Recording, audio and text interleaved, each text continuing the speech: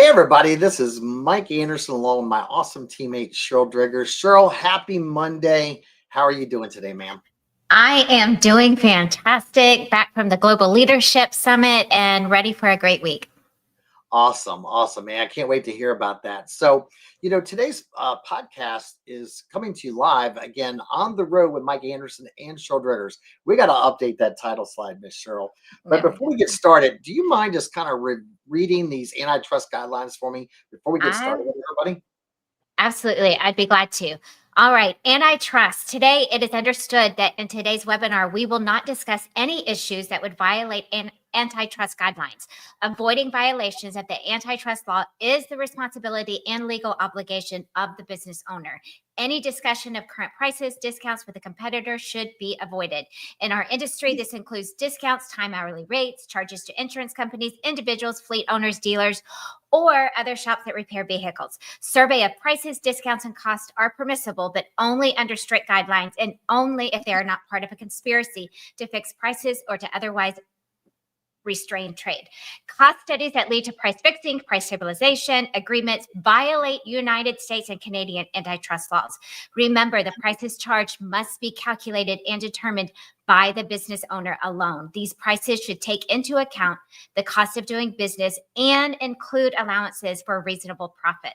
All content of this webinar is based on standard economic and management principles. Profit margins, labor rates, etc., used in this presentation are to be taken as examples only. The intent of this workshop is to provide attendees with basic management skills, leaving them free to determine their own individual rates, profit percentages, and other operating management aspects of their business on a strictly independent basis using generally accepted management principles. And I think we're done. Thank you, Miss Sheryl. I got to tell you, ladies and gentlemen, I have Sheryl read all that because by the time I get done with that, I am out of breath. Many of y'all may not know it, but Sheryl, she's like a practicing MMA type fighter. So she's in challenge. I mean, she is in like challenge shape. You know what I'm saying? So Sheryl, back to you, girl. I appreciate that. So what is today's podcast about? I'm going to give you an update on just really what's going on in our industry, right? Like I'm getting calls all the time, Sheryl, like Mike, our claims counts down, our accidents down, like what's going on? We're going to share some insights with you and we're going to fill the entire hour. Now, remember, if you have any comments, please use the chat, submit them to us, and then Sheryl will interrupt me, whatever the case may be. So Yep, I've got the chat pulled up and I'm ready for those questions. So go ahead and put them in there. And at the end of the presentation, we're going to have a QR code that you'll be able to scan with your phone. And if you want to get a copy of this presentation, you will. So you'll be able to do that at the very end of the podcast. So let's jump into this. So I shared this in the very first podcast we did at the beginning of the year. And we talked about what the average severity was for all claims across the United States. Now, it's really important you understand, like when you see data from CCC or Mitchell or other sources, that data is generally just average severity for DRP claims. This is average severity for all insurance claims, DRP and non-DRP. And back when we started this podcast, we shared with you that Rhode Island had the highest severity at the end of 2024 at $6,969. Now, when we talked about why Rhode Island had like the highest severity, one of the things, if not the biggest thing I attributed to was their legislation, their laws, right? Because like in Rhode Island, they have laws that say like all OEM parts for the first 4 to 6 years. Rhode Island has in their laws that the appraisal clause exists for both insureds and claimants. I don't know of any other state that has the right to appraisal clause for claimants. They also had some legislation that said, hey, an insurance carrier must reinspect a vehicle within a certain amount of time or the shop can just fix the car. So when I looked at their legislation, I felt like that really was the biggest contributing factor to why they had the highest severity. And I can tell you that I've seen some of the preliminary data for severity by state for 2025, and Rhode Island is still number one in the United States. Now, let's jump into some other news. Let's talk about wages, Sheryl. This is some data right here that comes from 2 different sources. And this shows you what the average hourly wage is on average for each state. And this isn't auto body specific, right? This is what the average salary is by state. Again, 2 different sources for just somebody that lives in that state, no matter what their profession is. Let's look at, for example, like the state of Virginia. The average person in the chart on the right is making, the average human being in the state of Virginia is making $36.08 an hour. Now, if you look at the chart on the left, different source, but it also validates that the data is pretty similar, right? Within $1 or $2 per hour. And you say, well, Mike, why are you bringing this up during an auto body podcast? When you think about that, let's call it $40 an hour, Sheryl, times a 40-hour week. That's $1,600 a week as an average wage, right? Now, I understand in certain parts of Virginia, it could be more, it could be less. But at the end of the day, that's an average wage for somebody living in that state, right?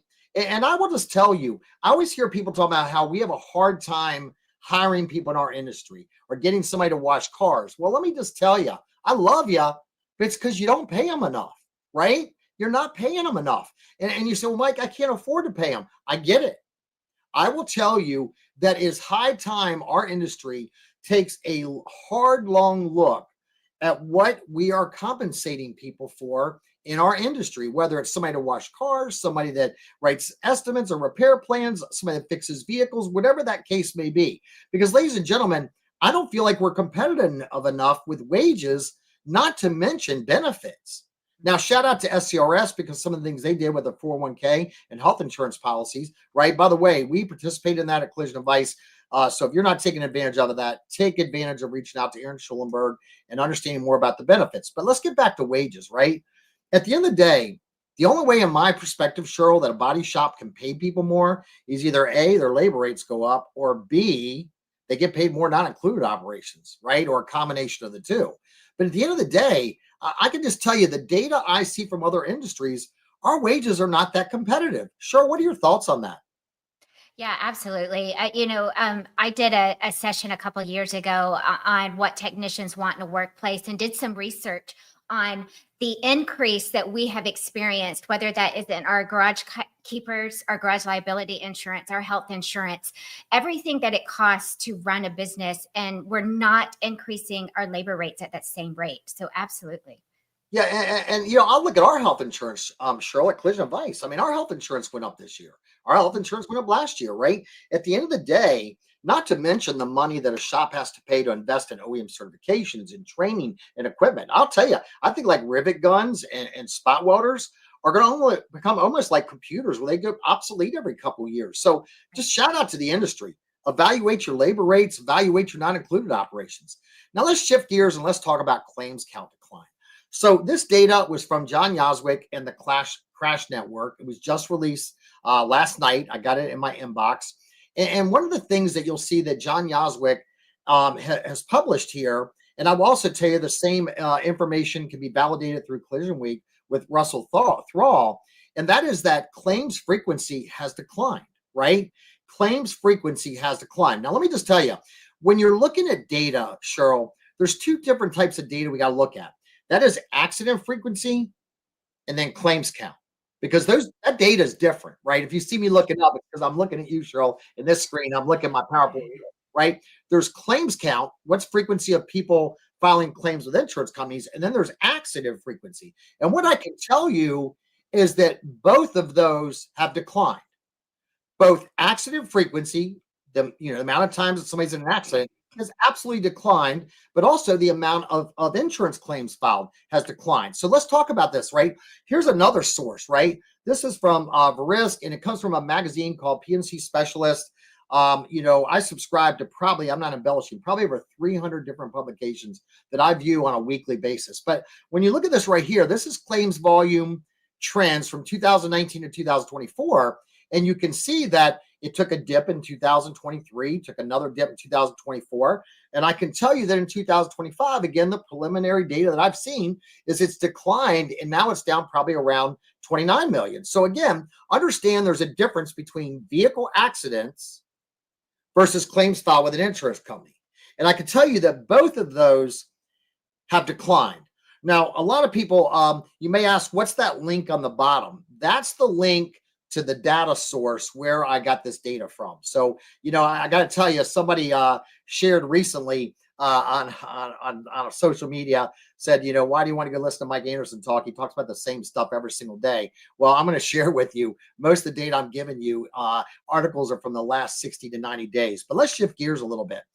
So, Here's, Mike, can I interrupt you with a question? please, yes.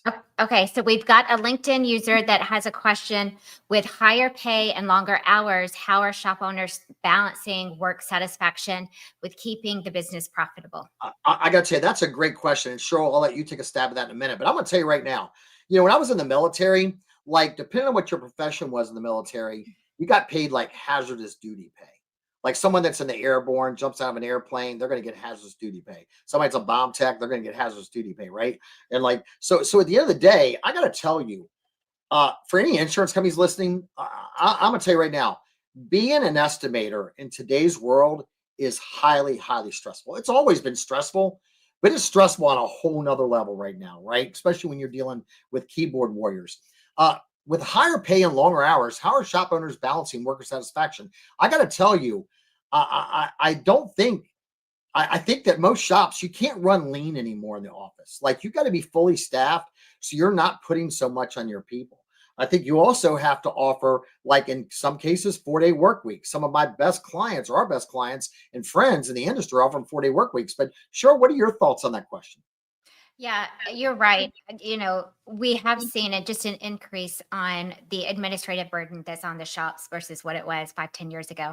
And so I think it's, number one, we've got to make sure that we're taking care of our people, not just with, competitive compensation, which we just talked about, but also with really that mental well-being. This is a stressful industry that we work in high pressured situations. And so what are we doing to make sure that our team has the right resources so they can recharge? So making sure that they can work in what, Patrick Lencioni calls their working genius. So even when they have long hours and things are stressful, they're doing what they're really good at. So that is giving them energy.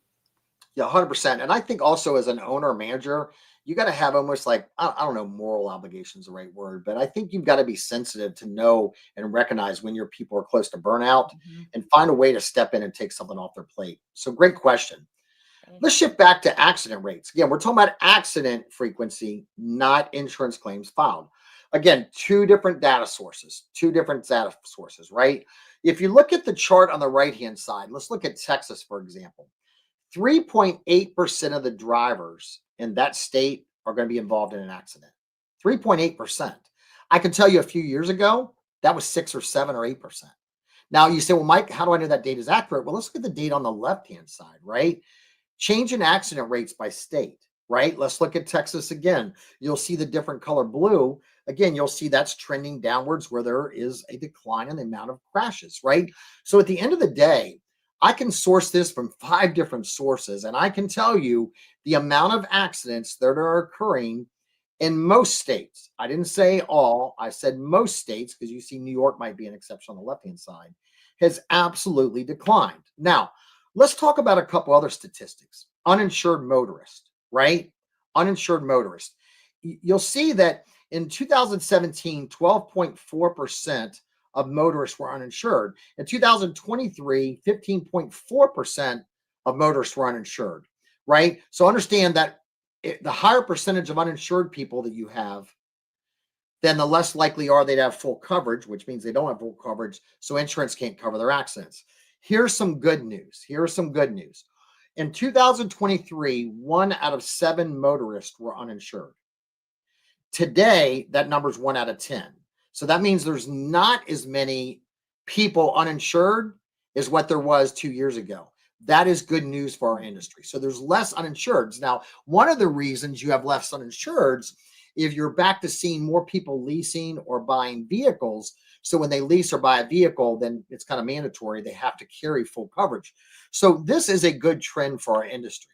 Now, again, getting back to claims volume in dollars versus vehicle count. So when you start looking at claims, filed with insurance carriers, and you look at the dollars, yeah, the amount of dollars they spent, like let's just make up a number, $40 billion, right?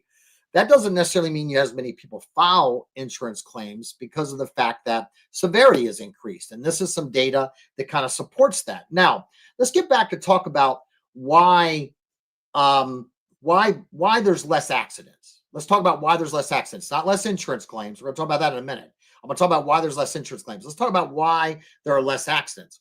Well, first of all, there's tons of data out there. But first of all, automatic emergency braking is reducing front to rear crashes by 50%.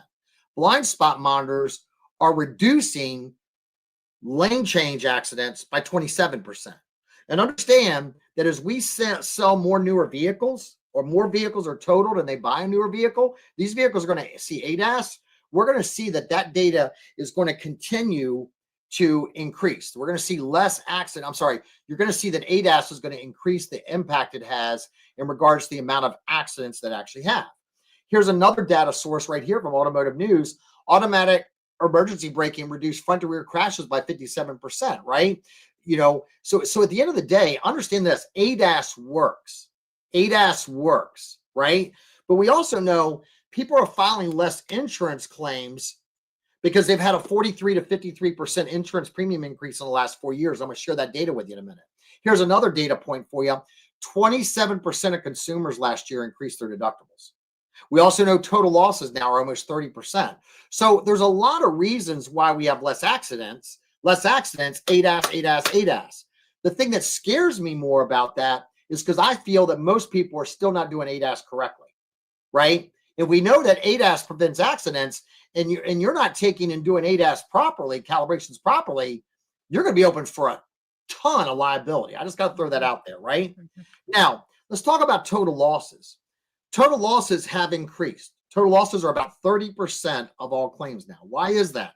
Well, because the average age of vehicles is 14.7 years old. That's the oldest car park we've had in a long time. You got used vehicle prices are low, right? So when they're lower, more total losses. You also have insurance companies totaling vehicles out at 45 and 50%. And I've even seen some instances, Cheryl, where insurance companies are totaling vehicles out at 35%. I was recently just with a large insurance carrier, and they were telling me that almost 40% of their salvage right now is going overseas, right? Especially if you got like a Porsche, an Audi, a Mercedes, like a European vehicle, or like a luxury Asian vehicle, or a luxury American domestic vehicle. What's happening is some of these, like at Copart Auto Auctions, they're getting bids for as much as the vehicle is worth if it wasn't in an accident.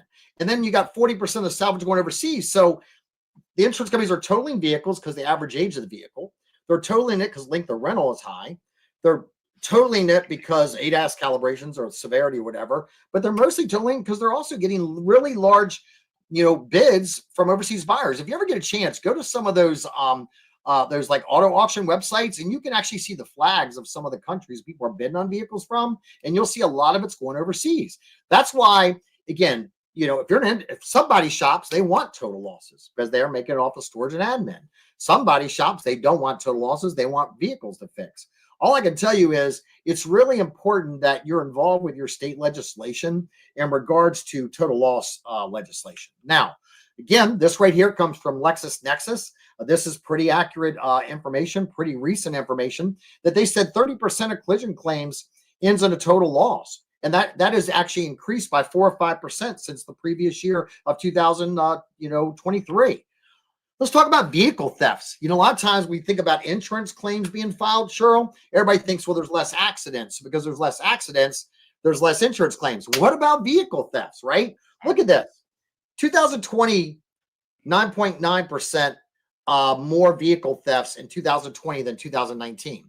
In 2021, there were more vehicle thefts than the prior year, 2022, 2023. But look at 2024, 16.7% less vehicle thefts. That's the first time in my career I've seen a double-digit negative decrease in vehicle thefts. Think about this. If there are 16.7% less vehicle thefts, that means there's less cars for you to fix, not involved in accidents, but just from comp claims, right? And again, you'll see this data right here. This data is very, very recent. This data is like less than 30 days old.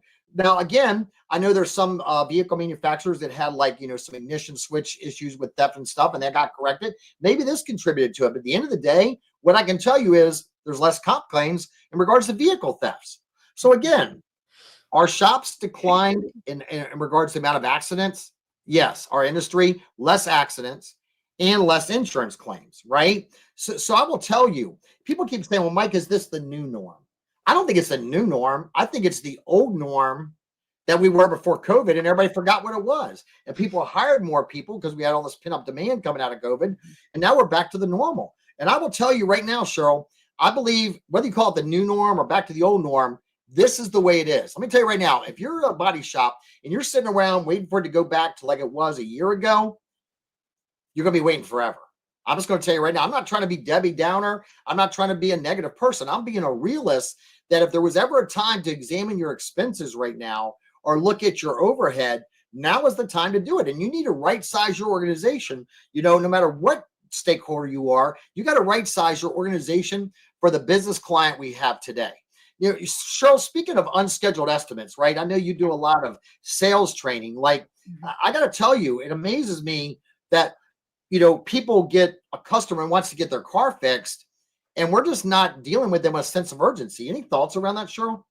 Yeah, absolutely. You know, we're being very much transactional with our customers, where we need to be moving to more relational conversations. We need to be focused on the customer before we're focused on their insurance company or their vehicle. But we are just processing customers, right? We've got so much going on. We've got so much on our to-do list that we literally just process, and customers feel that. So they want a personalized customer experience. That means they want you to listen to what they have to say. They don't want you to regurgitate information. They want you to really hear what they're saying and then share your personalized solution to their problem. And that's as simple as it is. The customer has a problem, you are the solution. Can you communicate it effectively? 100% Sheryl. Amen, amen, amen. And, you know, I got to tell you, Sheryl, I remember my dad. I used to tell my dad this, right?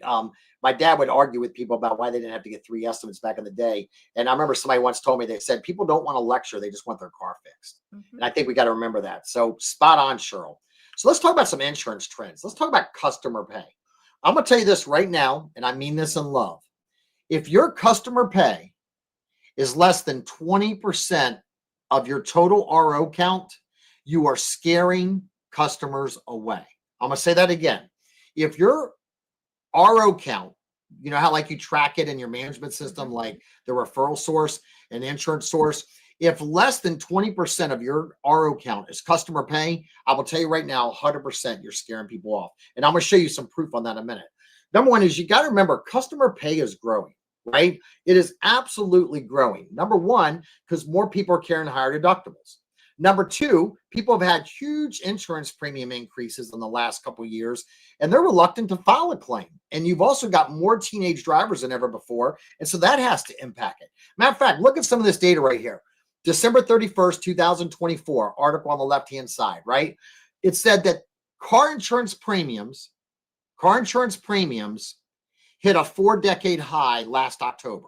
So last October, 2024, was the single biggest month of insurance premium increases than over 40 years.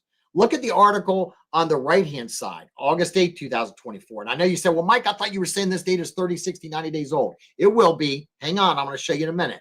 In August of last year, it said insurance premiums could go up as much as 45% after somebody was in an insurance claim and they were at fault. So again, it said after somebody's in an accident and they're at fault, last year, their insurance premiums could go up 45% or more, right? If you look at the article down the bottom, it says it could go up as much as 49%. So now let's shift gears. Look at this right here. This is from a news, a trade publication, carinsurance.com. Sorry, I shouldn't say a trade publication. It's an online newsletter. That's from March 12th, 2025, right? And it said, you know, legislation is affected. And so what happened is, and I saw somebody put this in the chat panel, that they're more underinsured now. Yes, what we've seen is a lot of people are not buying the amount of coverage that they actually need. Now let's shift gears and look at this a little bit more. This is a more current article, January 10th, 2025. Most U.S. drivers think automobile insurance is unaffordable for average people. And in this article, it talks about, again, 1 out of 10 people are now uninsured, right? And it says 27% of people chose a higher deductible in exchange for a lower monthly premium, right? And then you go down here to what, and I think that's Dean Massanemi. So shout out to you, Dean. In the bottom left-hand side in the red, it said 26% of drivers bought less coverage than they previously had. And 2/3 of them, 63%, said they bought less than they might need. So yeah, people are also not buying the full amount of coverage that they need, even if they do get insurance. So now let's shift gears a little bit more, right? This is an article from May 1st. I'm getting to more newer data, right? May 1st. This comes from Property Casualty 360, again, an insurance publication. 39% of drivers said we've skipped or delayed car maintenance due to rising insurance and vehicle costs, right? 10% have reduced their liability coverage, right? So when you look at all this data, again, let's just back it up, right? Less accidents because of ADAS, less insurance claims because higher deductibles. People are worried about their premiums going up. Let's look at this article right here from Repair Driven News that took us to an article by Lending Tree, and it said 40% of insured drivers and incidents have chosen to pay out of pocket for repairs. 40% of consumers are choosing to pay out of pocket. Listen, customer pay is a real deal now.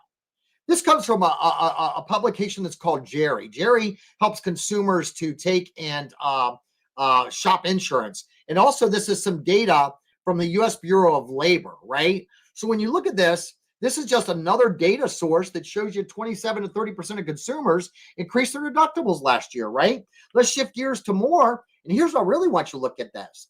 At the end of 2024, it said that 42% of consumers said they are worried about hardship from an unexpected repair. But 44% said, I'll shop around for best price when repair work is needed. Let me just tell you right now, right? Consumers today are price shopping, whether it's for mechanical work or collision repair. So listen, I don't want to be the cheapest person in town because I understand the cheapest person in town is probably not doing the same proper repair. So Sheryl, from a consumer perspective, if we know that 44% of consumers today, according to the data, are shopping price and 40% are looking to pay out of pocket, so they're looking to shop price, how do we overcome that, Sheryl, so we focus the consumer on why we may be more expensive? Yeah, so education is the key, right? Education, relationship, building trust and likability, because we know that people do business with those that they like and trust. So we absolutely have to focus on listening actively, like I said before, to our customers, building that trust and likability, and educating our customers on why we have certain things on our estimates repair plans that might not be on someone else's. Showing, I mean, Mike, you taught me this years ago, using the owner's manual to highlight what we need to do in safety inspections, what their manufacturer says we need to do, right? At that repair consultation or estimate appointment. So really focusing on educating our consumers so they understand why we need to do these repairs according to the manufacturer guidelines. Yeah, 100%. And Cheryl, let's look at the chart on the right. So Cheryl, I can't remember. Am I a boomer? I think I'm a boomer. Am I a boomer, Cheryl? Well, Mike, how old are you? I think you are. I'm 15 years old. sorry. I didn't mean to ask that on Yeah, live yeah. on air.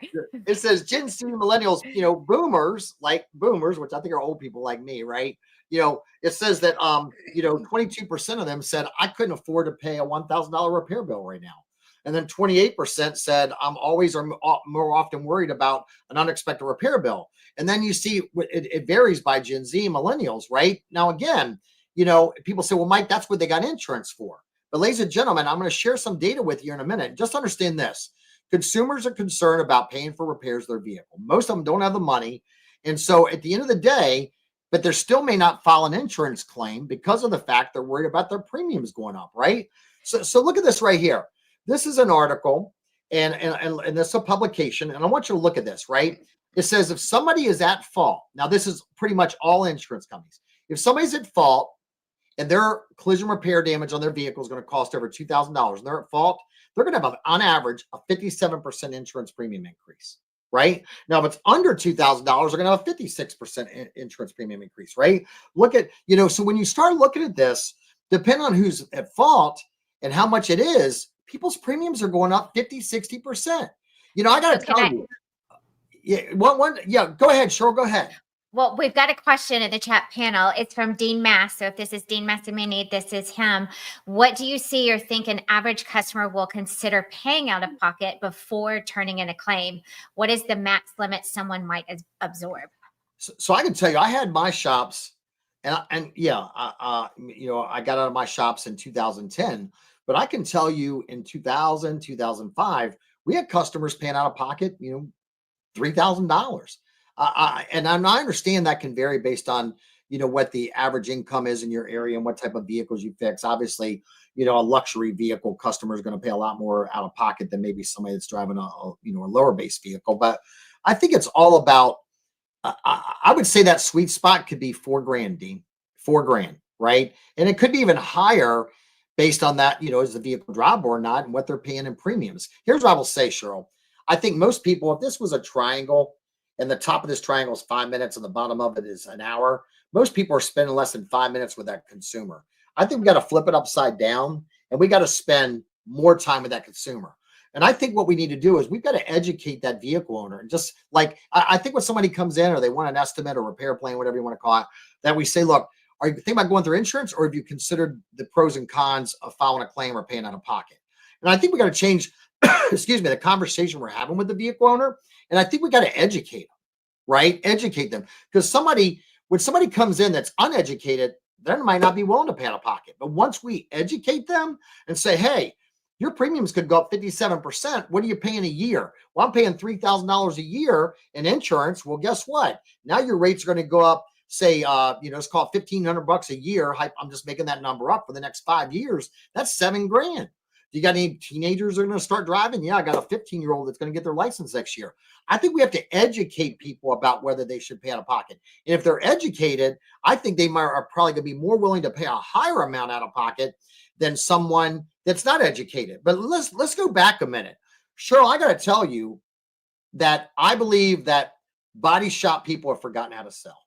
I remember, when I started writing estimates, in 1985, I remember if a vehicle was getting the whole left side painted, I was trying to upsell to paint that thing as an all over or trying to upsell to do other work. And man, I used to pride myself in upselling. But I feel like people today, I feel like honestly, estimators don't know how to sell. They're just order takers, right? They're just so spoiled that they're just order takers and they don't know how to sell or upsell. Cheryl, am I wrong? No, you're not. When I go into shops or when I mystery call, and I'll go back to what I said earlier, it's very much transactional, right? We're checking things off of a list of what we're saying to the customer. We're not asking for the repair or having a conversation that we're assuming that they're going to repair with us. It's very much of, like you said, short time with the customer, more time at the computer writing the estimate and then handing them that stapled, few pieces of paper and said, here's what it is. If you want to schedule, let me know. Versus spending time with the customer, educating them and communicating the value of your shop. And that's what we're missing. I have another question in the chat panel from Caldwell Collision. Says, what are your thoughts on using a third-party credit line for the customer pay? Caldwell Collision, if you'll stay tuned, I'm going to have that answer for you in about 30 seconds. So awesome, Cheryl. Thank you. So look at this right here, right? Drivers with traffic violations or an accident could see an average car insurance rate increase of 53% in 2025. That's 2025, right? This again, where I think we got to get down to where we're educating consumers. Let's talk about deductibles. Again, I showed you in the one article from Property Casualty, it said 27% of consumers had increased their deductibles in 2024. Look at this article right here, the State of Automobile Insurance 2025, published May 7th by Guardian Service. And it said right here, right? It said how many people, right, have increased their premiums, right? Their deductibles. 3 out of 5 consumers have said they would accept a higher deductible to lower their premiums. Now, let's get back to that question from Caldwell, right? So here's some interesting data. This is about mechanical shops. Mechanical shops come from a website I saw it on called fullbay.com. 71% of independent mechanical shops, mechanical shops that do mechanical repairs, not collision. 71% of them offer some type of consumer financing for at least 30 days. At least 30 days. Now, what do I think about third-party credit lines for customer pay? I absolutely believe a shop needs to do that today. 100%. I think with customer pay growing, you've got to offer customer financing. Now, I'm probably going to get in trouble for this. So, I'll probably get some hate mail from CCC or something here. But CCC has been doing a pilot with Sunbit, where you can actually have a link that ties into your CCC CarWise page that says apply for financing, and it's through Sunbit. And then you can tie this into your website. So I will tell you, let's take CCC on the picture, right? What I can tell you is the two biggest third-party financing companies I've seen is Sunbit and Synchrony. I would tell you, I see more consumers applying for and getting approved through Sunbit versus Synchrony, right? So I will tell you, some of my best clients are offering financing, right? And what it is, as long as the consumer pays it off within a certain amount of time, the consumer pays 0% interest, and then you as a shop pay like a credit card fee. Now, if the consumer, when they pay it off, whether it's 30 days, 90 days, 6 months or whatever, it depends on the interest they pay. And then, yeah, it's high interest. It's like 20%, right? But I absolutely believe that just as mechanical shops offer some type of financing, is something that we need to look into. So Caldwell Collision, I'm a believer in it. As I think as a consumer, I would want to pay it off, before I had interest I had to pay. But I think we're going to have to do that more in the future. And I understand some people could pay it on their credit card. But again, if we offer some type of financing for 90 days where there's no interest, I think it'll help us to capture more customer pay work. Now, let's talk about a Google review I saw in a body shop. This is a Google review, right? And it said, this is a consumer posted this on a shop's Google website or Google listing. It said, they may very well do good work. I'll never know because I called them to book some work and they essentially blew me off since I wasn't going through insurance. Typical elitist attitude. So many body shops around here display. One with a smaller business that actually wants to work with individuals and could be happier. Listen, when consumers call us and we're like, are you going through insurance? Have you gotten an estimate yet? Or whatever the case may be, we're conveying to that consumer that all we do is insurance work. We don't do customer pay. And I will tell you, if you say, well, Mike, I don't believe that, I can tell you, I've probably seen at least 10 or 12 different Google reviews on body shops that similar customers have said the same thing. You see, when we go down the insurance path with a vehicle owner contacts us, we're conveying them that we don't do customer pay. Listen, we got to change the conversation we're having with the consumer, right? Or the guest. Dang on it, Sheryl. I always forget you call them a guest. I got to start. Sheryl, just call me out every time I don't use the word guest. They're guests, not customers, right? Robert Grief from Nylands, he's probably going to be hating on me now. But at the end of the day, right, when we say we're going through insurance, we're conveying to them we don't do customer pay. I think we have to tell customers, look, have you considered paying out of pocket or are you thinking about going through insurance? And would you like me to help you to weigh the pros and cons? I think we've got to change the conversation that we have with the vehicle owner. Sheryl, what are your thoughts on that? Yeah, we do. And we've got to really listen to our customers to hear what they're saying. There's a question that we asked all of our customers at my shops, and that is, what is concerning you most about the claims in the repair process? This would give us all kind of insight on what was concerning the customers, and then we could create a personalized solution for them. So if that was a concern, we'd absolutely be able to educate. Yeah, I think about that. Mike Jones from Discover Leadership one time. Shout out to Mike. I remember he played this video in Discover Leadership. I don't know if you saw it or not, Sheryl. It was Bob Newhart. He's like a psychiatrist or psychologist, and he's counseling someone. And he's like, I know how to solve your problem or your fear or your phobia. And he's like, STOP, new word IT. Stop it, right? And I think we got to stop this madness, right? Let's look at this article right here. This is a very recent article from valuepenguin.com, and it said car insurance costs are expected to increase by 7.5% again this year, right? And it was 19%. So again, I'm sharing all this data with you to tell you factual data that insurance premiums have increased over the last few years. And because of that, consumers are reluctant to file a claim with their insurance company, which is why we have more customer pay. So we should stop assuming everyone should go through insurance and stop assuming they're going to go through insurance. And we should start educating consumers on the pros and cons of paying out of pocket. I mean, think about this, Sheryl, right? Like if as a body shop person, I love customer pay. It's higher gross profit. They're going to use more. I'm going to use more all OEM parts. It's better for cash flow. There's no receivables. I can get that thing in and out quick. There's less admin work, right?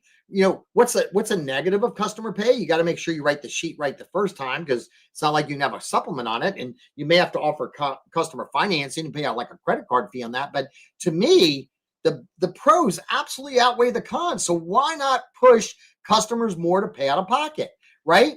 Now, let's shift gears a little bit and let's talk about insurance premiums and inflation. So this comes from a company called Samba Safety. right? And there's a shout out to Ashley Newbill, who works at Samba Safety, formerly with Enterprise. Samba Safety released this data that said automobile insurance is the #1 driver of inflation by 22%. The next closest thing that influences inflation is housing at 4.7. So, and then that Samba Safety said, okay, so why is automobile insurance the #1 driver of inflation? Well, it said that, first of all, insurance premiums have gone up a lot because of claim severity, repair complexity, nuclear verdicts, higher vehicle costs, distracted driving, all etc. But here's what I have found by doing research, right? So #1, a source from Samba Safety. #2, a source from the Insurance Journal. I'm going to show you some more sources here in a minute. And there's this term being thrown around that says nuclear verdicts. So nuclear verdict is where there is a settlement between an insurance company and a consumer in excess of $10 million. So it's a legal outcome in excess of $10 million.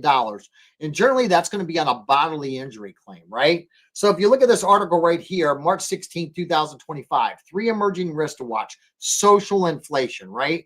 And so let me just walk you down it, right? Let's say that you have a truck driver that's taking a load of watermelons from, I don't know, wherever they grow watermelons, let's say Texas to Michigan, right? And that truck driver's in an accident and he or she's at fault. And now that consumer sues that trucking company and they get a settlement, a bodily injury claim excess of $10 million, right?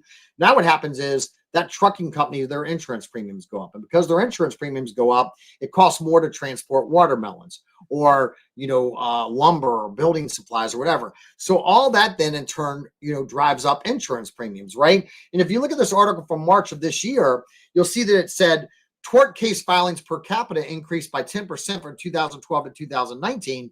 And the plaintiff win rates increased by 11%, right? So what happens is all of this drives inflation. Now, here's a more recent article, right? And you'll see right here on the right-hand side, risk insurance, tort reform heats up as states confront hidden force behind soaring claims. May 14th, on the left, there's another article. Litigation is driving up U.S. commercial auto insurance, right? So all of these bodily injury lawsuits, let me ask you a question. I bet you right now, if I was in a room and I asked people, Sheryl, have you seen more or less billboards for attorneys? Everybody would say, Mike, I've seen more, right? Matter of fact, if Vice President Harris would have gotten elected as president, she was actually trying to pass legislation that would actually cap out the amount of money that somebody could settle a bodily injury claim for. Now, she didn't get elected. President Trump did. But I can tell you all the legislation that I'm hearing and seeing about, talking about with insurers, and all my research online is that there's a lot of states looking at tort reform, which is the amount of, suits people can sue for bodily injury. I can even tell you I saw some recent legislation that was proposed that was where they wanted to kind of put legislation around these ambulance chaser attorneys that were, chasing people that had been in accidents, right? Mm-hmm. So let me go back here again, right? I will tell you that I absolutely believe that, insurance companies are spinning a story to legislators. Insurance premiums are increased because body shops charge too much. The reality is insurance premiums have gone up because of bodily injury lawsuits, and that has nothing to do with us as collision repairers. Yep. Right? Now let me shift. I'm going to make a prediction, right?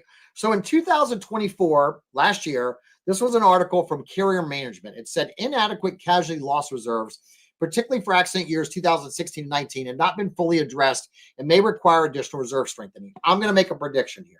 I think when they start selling a lot of these, fire claims out in California, God bless those poor people. They start selling some of the flooding claims in the Southeast and Texas. God bless those people, praying for all of those. I think what's going to happen is you're going to see that some insurance companies were underinsured, meaning they did not have enough money in reserve to settle some of these claims. And what I believe is going to happen is you're going to see some states, they're going to say, you know what, ABC Insurance Company, you didn't have enough money in escrow to protect the consumer to settle these claims. So we want you to put more money in escrow. And I can tell you that happened many, many years ago when the government had to step in and bail out Progressive on some claims and AIG on some claims during like the fires in California and Hurricane Katrina and things like that. So what happens is if some legislators say, hey, I don't think that these insurance companies have enough money in escrow to protect in the reserve to protect the consumer if a natural catastrophe happens, then they're going to have to, the insurance companies will have to put more money in reserves. If that happens, they're not going to be able to make the money off of investments they're making. And I think what's going to happen is you're going to see the insurance companies start to put more pressure on body shops, especially those that are DRPs, on cycle time. And I'm talking about, if anybody can remember the days where Geico wanted your cycle time to be like flipping 4 days, which is just insane, right? You're going to see those pressures. So if you're a DRP shop, let me just tell you right now, you better buckle up, because I absolutely believe you're going to see insurance pressures on cycle time, which does not always contribute to a safe and proper repair. Now, let's shift gears right here. Look at this right here. This was on a website that was called carinsurance.com, and it asked consumers, how long did it take for claims to be resolved? 33% of consumers said it took me 1 to 2 weeks to get my claim resolved, right? 21%, 1 to 2 months. Like, look at that data, right? And so when we look at this data, I want to shift gears for a minute, because I saw this where it said, this was on Auto Rentals website, and Enterprise does a great job of producing length of rental report. But let me just say to any insurance company's listing, everybody always says, well, it takes longer to fix a car. No, it doesn't take longer to fix a car. It takes longer to negotiate an agreed price with an insurance company. That's what takes longer. It doesn't take longer to fix cars. When you look at body shop, like people always say, what takes longer to fix an EV? It does not take longer to fix an EV. What it takes longer for is shops to get an agreed price, or consumer. You can say, well, Mike, the customer is my customer, not the insurance company. Well, it takes longer for the consumer to get the right amount of reimbursement from an insurance company. When you look at length of rental and how long it takes to fix a car, it is not because shops take longer. It's not because parts are on back order. Yeah, you have the occasional parts on back order. It's because insurance companies make a shop go back and forth 5 times trying to settle the claim. And that's one of the negatives of doing these virtual inspections. I'll move on, Cheryl, because I'm going to get all ticked off in a minute. Now, let me just talk about insurance companies for a minute. Listen, I'm not anti-insurance. I'm not. I got some friends who work for some insurance companies, right? But I'm going to tell you right now, I keep saying about it, how the insurance company, severity's going up. The shops, oh my God, shops are charging too much. Well, look at this. Look at this article, and some of this data came out May 7th, 2025, right? Look at some of this data that's coming out, right? U.S. P&C industry, property and casualty industry, achieves the best underwriting results in over a decade. Over 10 years, right? So when you start looking at this, right, I saw some combined loss ratio data on Geico and Progressive recently down in the 80 cents. I don't feel sorry for the insurers.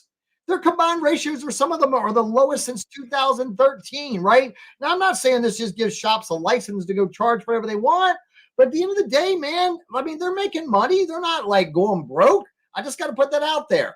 But I will tell you, through these virtual inspections they're doing, and like, where they use like, the software that's, I can't remember the term, right? Where, the body shop uploads an estimate and they kick it back and say, change these things or whatever. My mind escapes me right now, the name of the word that's used, right? But at the end of the day, listen, I'm going to just tell you, insurance companies are going to continue to deny items and refuse to pay for items they paid for in the past. Why is that? Because they know shops are slowing because they can. I don't like it. It's not right, but it's what they're doing. So what you got to do is, for everything they say they're not going to pay for, you got to find something new to offset that. Change request. That's the word I was looking for, right? The insurance companies will just take, and they're just going to send a change request, say, change this, right? I will say this. Every time you change something based on a change request, you're teaching AI that's what that's worth in the future. Oh, yeah, let that sink in and spread for a minute, right? Every time you change something, you're teaching AI, this is what that's worth, right? At the end of the day, ladies and gentlemen, listen, as they continue to deny things, we don't pay for that anymore. We just got to start digging into the P pages more and figuring out what some things that aren't included, right? Again, one way you could do that is just shout out to our Who Pays for What surveys that we do every quarter. So don't delay, sign up for it today. Let's talk about windshield claims, Cheryl. Windshield claims. I thought this was really interesting, right? Cheryl, it's something that was called the Massachusetts Windshield Replacement Law that said there are 6 states, I think it was 6 states, 4 states now that say an insurance company cannot raise the premiums on a consumer that has multiple insurance claims, right? And also that some states, they must offer a 0 deductible on windshield claims because they don't want people walking around with broken windshields and increase their chances of getting in an accident. I'm going to tell you, I think that collision repairers need to be watching legislation specific to windshield laws, right? And I will tell you, as a collision repairer, I would bring my glass work in-house. 1000%.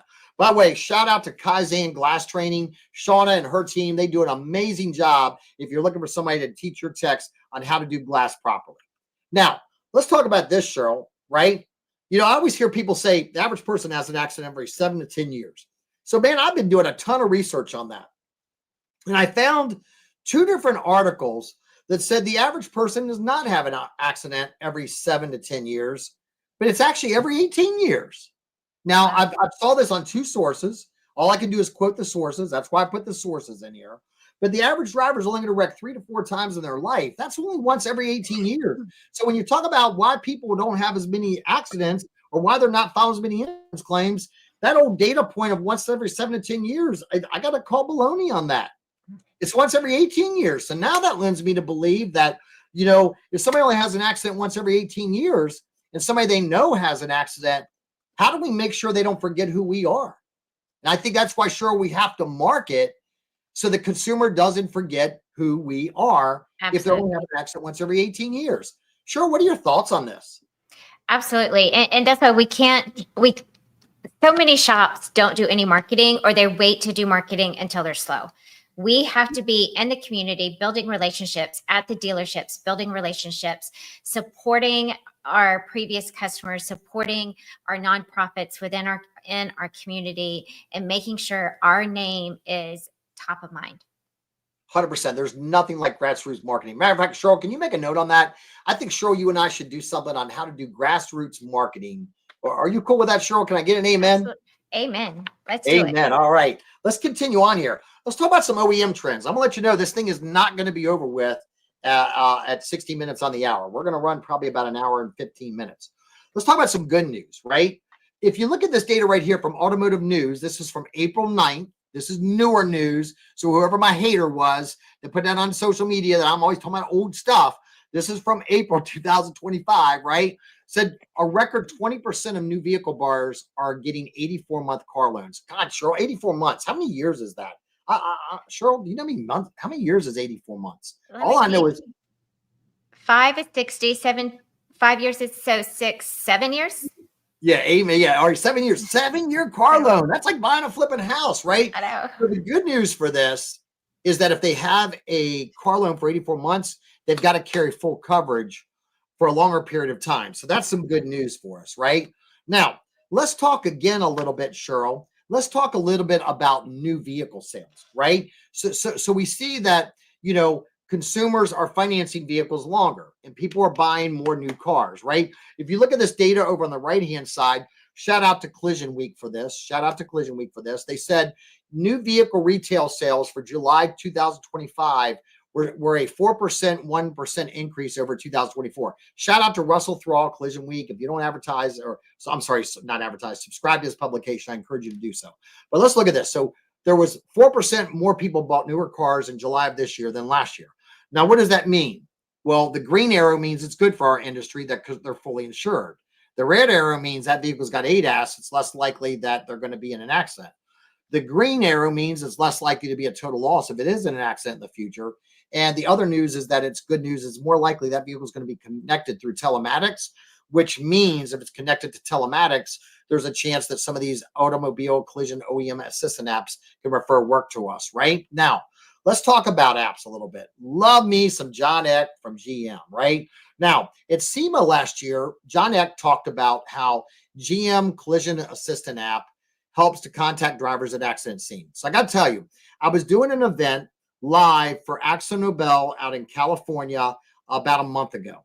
There was a lady that was going to run and check on something at her shop and come back to my event in California, right? And what happened was when she was going to her event, going to her shop to check on it, her General Motors vehicle was in an accident. And do you know, Cheryl, hand to God, she got contacted by General Motors when her vehicle was in an accident without calling GM. And what they did is she then got a text message and they followed up on her, right? So let me just tell you, all the stuff that people were talking about with OEMs getting crash notification, it may have taken longer than any of us wanted in order to get that, but I can tell you that's starting to happen. I was just with a gentleman by the name of Josh Shaw from Shannon's Collision in Minnesota. I was just with him 2 weeks, And he said within like 2 weeks, he got like 7 referrals from General Motors from this new GM Collision Assistant app. So we're now starting to see more OEMs be able to do this. We see that Honda and Nissan was doing this, right? Honda and Nissan, Volvo's doing it, right? We're seeing more OEMs start to have these accident assistant apps, right? And so at the end of the day, as we start to move more to the OEMs having these accident assistant apps like Volvo, GM, BMW, shout out to BMW. They got a collision assistant app now, right? As we start to see these rolled out, this is not an app the consumer downloads, right? This is an app where the consumer, their vehicle notifies the OEM and the OEM reaches out to the consumer and then sends them a link to their certified collision centers. Now, let's shift over and talk a little bit about software as a service. So last year, 2024, I shared these screenshots. BMW going to sell heated seat subscriptions, $18 a month. You know, GM wants to generate $25 billion a year in revenue by 2030, right? This was all data from last year in 2022. Let's fast forward to about 60 days ago. Now what we're seeing, this was in Forbes magazine from the CES conference that said by 2030, digital services could generate as much as $1.5 to $3.5 trillion with a T in regards to software-defined vehicles, right? So understand, the OEMs are definitely vested into having vehicles that are connected through telematics. And why is that? Because today's consumers want a personalized experience, right? I know I'm all over the map right now, so let me bring it back, right? Understand this. Today's consumers, ladies and gentlemen, want a personalized experience, right? There's a great video on YouTube. It's about Hyundai talking about where the vehicle of the future is going to be like your personal concierge or your personal butler, right? You see this article that just came out from Automotive News Europe. Volkswagen will use ChatGPT for voice assistant functions, right? Drivers increasingly want voice AI. Let me just break it down for you. Today's consumers want a personalized experience, not in just dealing with body shops, but in their vehicle ownership. And the vehicle of the future is much more than transportation. Let me just give you an example, right? I was talking to an OEM recently, and let's say the vehicle is tied into like your Microsoft Outlook, and now your calendar is tied into your vehicle. And you're driving down the road, you're going to ask your vehicle, hey, you know, my car will have a name. I'm going to name my car Sheryl Driggers, right? Hey, Sheryl, I'll call it SD for short. Hey, SD, right? When's my next time I can get my teeth cleaned? And my car is going to come back and say, you know, Mike, it looks like your next appointment to get your teeth cleaned is the week of Christmas because that's the next week you're going to be home. And I'm going to be like, well, can you reach out to my dentist and see if my dentist has an appointment? And my car's AI is going to talk with my dentist AI and it's going to schedule an appointment for me because my Outlook calendar is all integrated, right? Understand that this is the future, right? And if you look at this right here, look at this, July 17th, 2025, right? Integration, telematics. Mercedes-Benz brings Microsoft Teams calls to cars, right? You know, here's the deal. The car of the future is not going to just be a mode of transportation. It is going to be integrated with AI to schedule appointments for the consumer, assist them, help them define recommendations, whatever the case may be. I had a good friend of mine. She works for the federal government. And we recently had a power outage and she lost her internet to her car. You know what she did? She went out and got in her General Motors vehicle and connected to the Wi-Fi through a General Motors vehicle and worked from her car, right? So when we look at this, Sheryl, what we see is that a lot of OEMs used to offer a telematics subscription, and then you had to pay for it, like GM's OnStar, Toyota Safety Connect, Service Connect, Hyundai Blue Link. The list goes on, right? Here's what was interesting to me, right? 68% of consumers, according to LexisNexis, said they will enroll in a paid telematics subscription or Wi-Fi after the free trial is ended. 68%. There was an Asian manufacturer that I was talking to, and they said 2 years ago, about 1 million of their vehicles were connected on the roads in the United States of America, and that number now is over 20 million. So at the end of the day, understand vehicles are going to be connected more to telematics, and the OEMs are going to leverage this to drive vehicle repairs to the certified collision center. Now let's shift gears and let's go back a minute, Sheryl, and let's talk about, I'm going to talk about EVs in a minute, but let's go back to personalization. So the OEMs realize that people want a personalized experience in their vehicle, right? They want to be able to do they want certain features in their vehicles, right? And so let's talk about personalization, Sheryl, and storytelling, because you talked about that a few moments ago. Customer experience personalization. What did you mean by that? So that means that we have to actively listen to our customers to hear what their problem is so we can create a personalized solution. That means we're focused on the customer before the vehicle, before the insurance company. It means that we are listening to how we can be that personalized solution. 100%. And would you agree, Cheryl? Like even when it comes to like vehicle updates, some people want to text, some want an email, some want a phone call, or Absolutely. whatever. Would you agree with that as well? Absolutely. That is part of the conversation with with the consumer, with our guest is what is the best way to keep you updated throughout the repair process and then making sure that we're following that. 100%. Let's shift gears to EV real quick, Cheryl. Let's talk about BYD. I'm gonna tell you, Cheryl, one of the companies that I'm keeping my eyes on is BYD, right? Which I believe stands for Build Your Own Dream, right? First of all, right now there's no Chinese vehicles sold in the United States of America, right? There's no Chinese EVs sold in the United States of America. Now, I've seen some in the United States, but it's generally somebody that's from Canada or Mexico. And that's how it got here. But I'm going to tell you, keep your eyes on Chinese made vehicle manufacturers, specifically BYD. Look at this BYD Seagull. You can buy that thing at less than $10,000. Now, even if President Trump puts a 65% tariff on it, that's still only $16,500. That's a throwaway car, right? But here's what I want to tell you.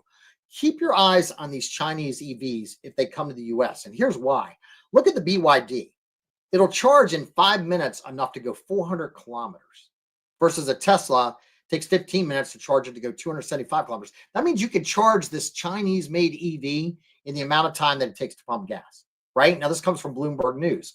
But here's what I'm going to tell you why you should keep your eye on these Chinese vehicle manufacturers. Look at this. May 13th, 2025. 3/4 of all U.S. auto execs think Chinese cars will be sold in the United States at some point, right? So the brands to watch, BYD, Geely Group. Geely has a partnership with Volvo, right? MG, NIC. You see all these different companies on here. Some of them I can't even pronounce, right? Here's the deal. I was in Australia, tons of Chinese made EVs, right? And they're not a bad made vehicle, right? At the end of the day, does President Trump use the tariffs or do they Chinese use the tariffs as a way to negotiate to let their vehicles be sold in the United States? All I'm saying is keep an eye on Chinese made vehicles coming to the United States. And here's why. Because if they come to the United States, I predict, Cheryl, that they'll sell direct to the consumer, right? So think about Lucid sells direct to the consumer. Rivian sells direct to the consumer. And to a certain extent, Mercedes, Volkswagen with Scout, Polestar, right? Look at this article from April 4th, 2024. OEMs are selling more direct to the consumer, right? Here's what I'm going to tell you. I think the gold rush for ADAS is over. Now, I still think vehicles got to be calibrated properly.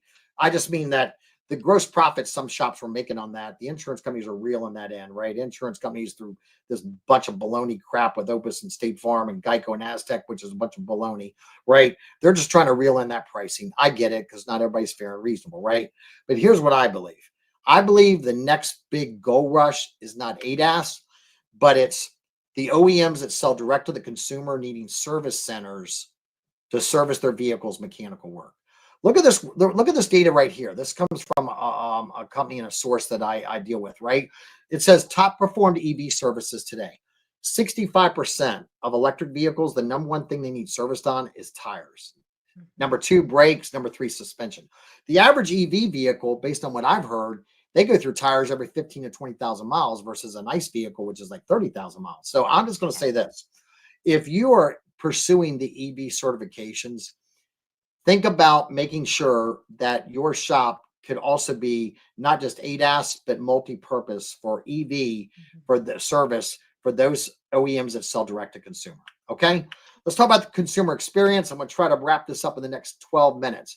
Average vehicle accidents. Well, first of all, Cheryl, last year, 43% of accidents occurred outside of normal business hours, according to multiple sources, primarily NHTSA. However, Cheryl, one of the other things that we need to recognize is today it's closer to 50%, Cheryl. Closer to 50% of consumers are having accidents outside of normal business hours today. That means consumers need to have the ability to connect with you outside of normal business hours, to request an estimate or schedule an appointment. So this is some brand new data I just got probably like less than 3 weeks ago. It shows you by state what is the highest risk for those people living in those states to have an accident, and what's the highest day. Every state in blue means the day that the majority of the accidents occur the most is on a Friday. The couple exceptions are a Tuesday or a Wednesday. But let's go and let's look at some other data here. So let me just clarify that, Cheryl. Right now, almost 50% of consumers are having accidents outside of normal business hours. That means outside of 8 to 5, Monday through Friday. So if it's a Tuesday, it's before or after 8 to 5, right? Here's the other thing that I saw was interesting, right? Is that the amount of low speed collisions has increased. 22% of accidents today are 30 miles an hour or less. Again, what does that do? That drives customer pay work, right? So we need to keep that in mind. Not everybody's going through insurance. Look at this article from Insurify. The day and time the most car crashes per year occur, right? And when you look at this data again from here, it talks about the majority of accidents are occurring outside of normal business hours. So again, NHTSA says it, Insurify says it. I can give you a ton of sources that say it. The U.S. Census Bureau says it. Now I'm going to give you my theory on this, Cheryl. I believe the biggest reason we're seeing more consumers have accidents outside of normal business hours, number one, is gig workers. Gig workers is somebody that drives like DoorDash, Uber Eats, or any of these other jobs that you see on here from the Census Bureau. Right now, 36 to 37% of the American public is working as a gig worker, Cheryl. 37% of the American people that have a driver's license are working as a gig worker. That means they're driving like DoorDash, Uber Eats, or whatever. So think about that, 37%, either full or part-time. That is generally occurring after hours when people want DoorDash, Uber Eats, etc. That's making more accidents after hours. But also, Cheryl, I'm thinking travel sports. Yeah. Like I've really been doing some research on this, right? I believe that, when I was growing up, again, what am I again? I'm a boomer, I think. Sure, I'm a boomer. I think so. Yeah, I'm an old man, right? I'm an old user, right? OG doesn't. You're not old. Right? Here's what I'm telling you is that back then, man, like you rode your bicycle if you want to go for like play little league baseball, right? Now, man, these parents got all these kids that are on like travel sports, travel cheer, all the. Matter of fact, you got kids. Were your kids in travel sports? Yeah, my daughter was in travel softball, so we made it all across the country. So let me ask you a question. Like, did they have local tournaments where you were driving, and was that outside of? And did you have more practices to drive to after hours?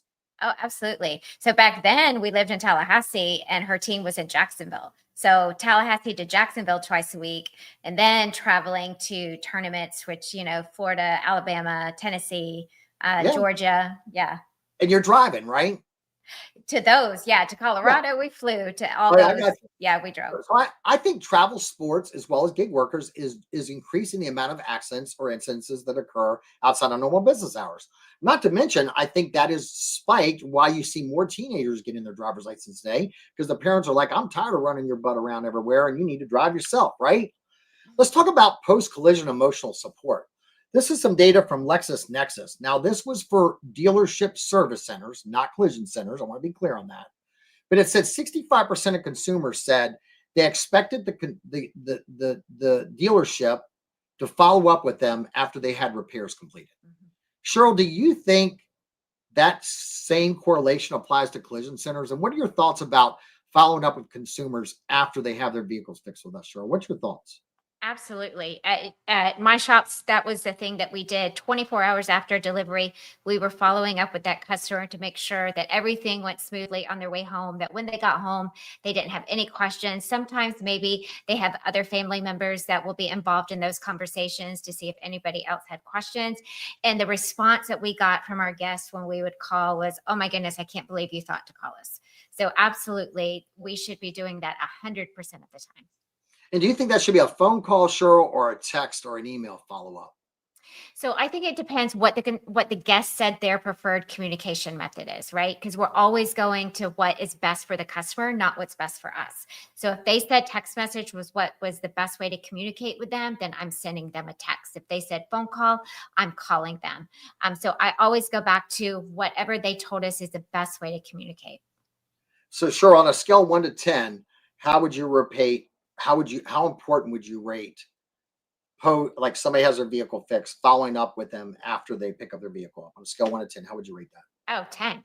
right? 10. Because we're continuing to build trust, right? We don't stop building trust when they say, okay, I'm choosing you to repair my vehicle. We're continuing to build trust. And that phone call is one of those trust building activities that we're doing with our customer. Hey, we didn't just send you out the door and take your money. We want to make sure that you are, more than satisfied with the repair and the experience.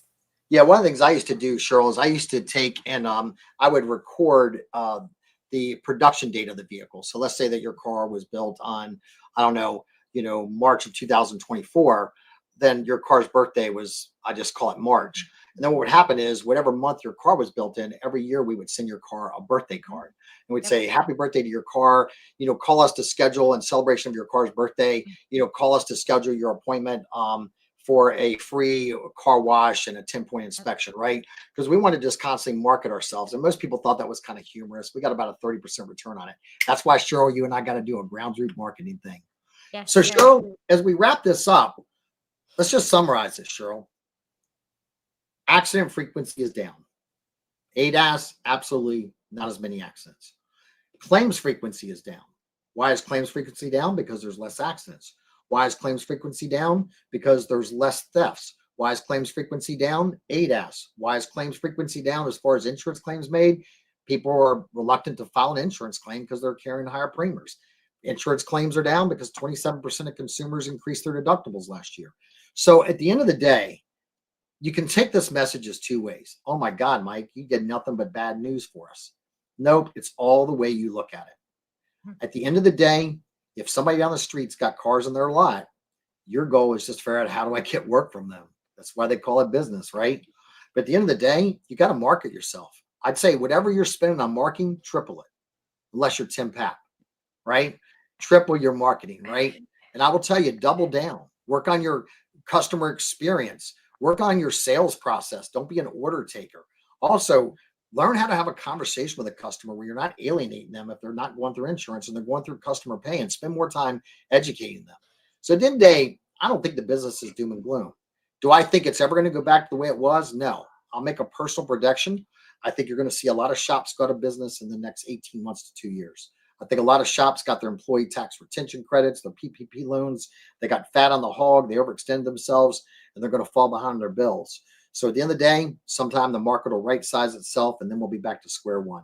So Cheryl, what closing comments do you have for you before we announce our next podcast? Well, I have a couple questions for you that were submitted, but also thank you to Dean Massimini for clarifying for us that baby boomers are generally defined as people born between 1946 and 64. So if you fall in between there, and I won't ask if you do, but if you do, you're a baby boomer. I guess I'm a baby boomer. Yes, I am, Cheryl.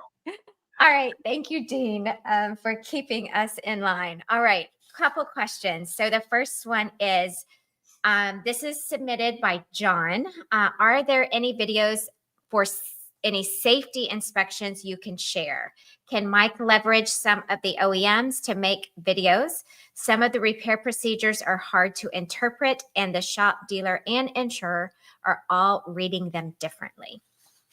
Yeah, so what I will tell you is there are a bunch of videos of shops doing safety inspections online.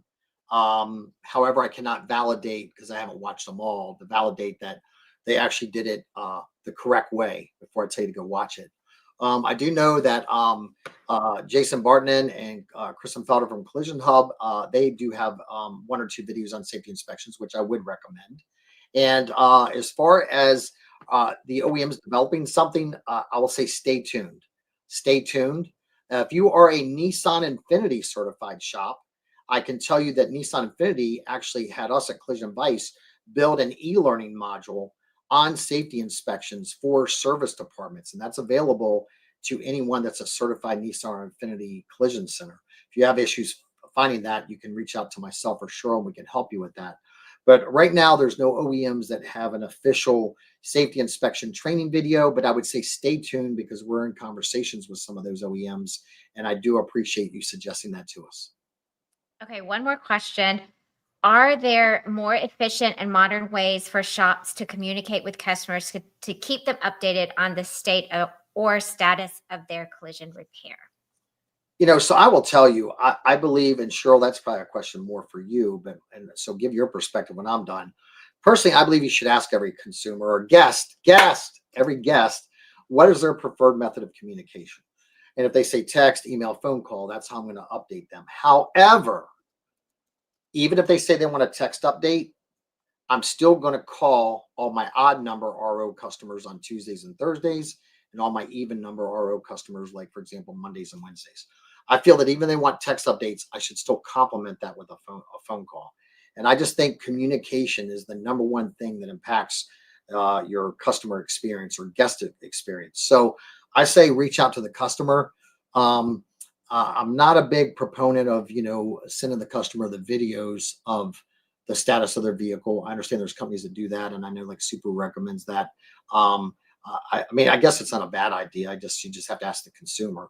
But I just feel that their preferred method of communication, but I sprinkle that with phone calls. With that said, if I'm a non-DRP and I just sell a vehicle and I'm waiting on an insurance company to give me an approval, I'm going to call that customer every single day. So I hope I answered that question. But Cheryl, why don't you take a stab at that one, because you're the guru for the guest experience. Well, here's my perspective, and mine might be a little bit different than yours, Mike. And because I am the consumer who wants to be text for communication, because I'm in sessions, whether it's virtual or in person, all day, and when someone calls me, I cannot answer the telephone. So if I tell a business I want text message is my preferred method of communication, and then they call me, then I'm frustrated that they didn't listen, they didn't follow my preferred method of communication. So my preference is follow whatever the customer tells you, but never ever send bad news electronically. So if we have a delay to communicate with our customer, what my recommendation is, I'm going to text that customer and say something to the effect of, Miss Jones, I need about 5 minutes of your time today to chat. When would be good to give you a call? That way we're honoring what their preferred method of communication is, but we're still having those conversations over the telephone. Awesome, Cheryl. Thank you so much. Well, ladies and gentlemen, our next podcast, by the way, if you scan this QR code, I'm hoping it works, Cheryl. Maybe you can test it for me. Then Tiffany, our teammate, will send you this presentation. Our next podcast is going to be Monday, September 8th at 4 p.m. Eastern Standard Time. And our topic is going to be seat belt inspections. And I'm going to have a couple of collision shop owners on with me, one of which is Tim Papp. Tim Papp is going to join me on that podcast. And I love me some Tim Papp. And again, we're going to talk about seatbelt inspections. We're going to talk about, like, how do you know when they need to be done? Why should they be done? We're just going to talk about all things seatbelts. And, so we look forward to having you then. And more importantly, thank you to Auto Body News for hosting us and helping us to sponsor this podcast. And ladies and gentlemen, we love you and we appreciate you. This is Mike Anderson and Sheryl Driggers on the road, serving up some collision advice. Make it a great day.